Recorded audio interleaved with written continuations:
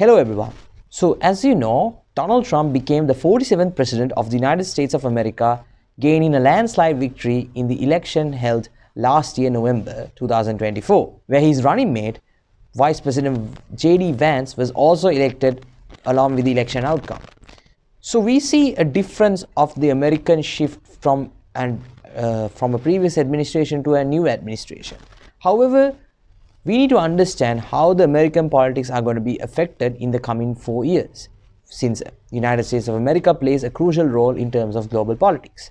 However, in this video, we will be focusing on domestic factors of the American politics as a reason as to understand why did Donald Trump come into power in the first place? What made Donald Trump as the 47th President of the United States of America? So to understand, we'll dig deep into the politics surrounding the United States of America. So as you know, in the American political framework, we have the executive, which is the president, and the State of the Union. In the State of the Union, we have the Congress and the Senate. And then we have, again, the legal system, where the Supreme Court of the United States plays a crucial role. So to understand the American politics, we have to go a bit more conventional way of understanding the political framework of the American politics. So in the American politics, we have two types of framework which are a crucial role in American domestic politics: the federal state framework and the union state framework. So in order to understand, the federal state is similar to the central government of a country. The federal government is far more powerful than the state government. A state government is a provincial government. So this is how the American politics work. So in this framework, why do we see Donald Trump becoming the president? To understand this, we need to understand the dynamics of the American politics. So we have three main parties of the United States. Basically, it's two main parties that are crucial, but we will be taking three parties because the three ideologies plays a crucial role. We have the first, the Democrat Party; second, the Republican Party; third, the Libertarian Party. Now, you might not have heard about the Libertarian Party, but that's also a crucial role because sometimes the Libertarian Party is more crucial force in terms of American politics. So as you know, the Democrat Party's candidate for the 2024 election was former Vice President Kamala Harris, who was also the Vice President for former President Joe Biden. And the Democrats' focus were on more than moderate, liberal, progressive solutions, while the Republican candidate, former President, who was then the former President, the 45th President of the United States of America, Donald Trump, the Vice President running candidate along with Donald Trump, the United States Senator from Ohio, J.D. Vance, along with President Donald Trump, the Vice President ticket was with Ohio Senator J.D. Vance, who was also a major figure in the Republican Party. So, along with that, we see the two main candidates, Kamala Harris, Donald Trump, represent two different camps. Like I mentioned, Kamala Harris represents the progressive, liberal, moderate side of the United States of American politics, while Donald Trump focused a conservative and a nationalist approach in terms of American politics. So we see the third force here, which is a kind of a bit of a neutral force here, are the libertarians. Basically, the Libertarian Party of America is focused on free markets and freedom and liberty values. So they are kind of a bit of a neutral network here. Their foregone candidate was John F. Kennedy Jr. and his running candidate Nicole Shannon, a billionaire living in California. They were libertarians in this movement.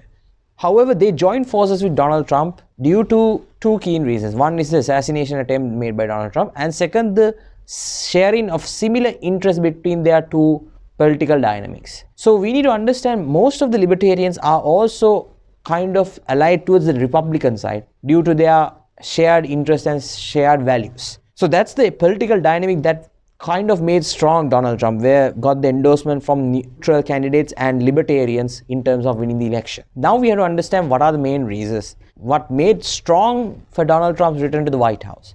First of all, one of the crucial reasons for Donald Trump's return to the White House was the increase in populism in the United States of America. Compared to the previous centuries, the American way of the voters have changed. A global first approach to America first approach. A lot of voters this time in the election have raised their concern over prioritizing American domestic political issues rather than global issues, where Donald Trump capitalized and used the situation to rally the people, citing an America first movement rather than focusing on the world issues. He would focus on fixing American issues.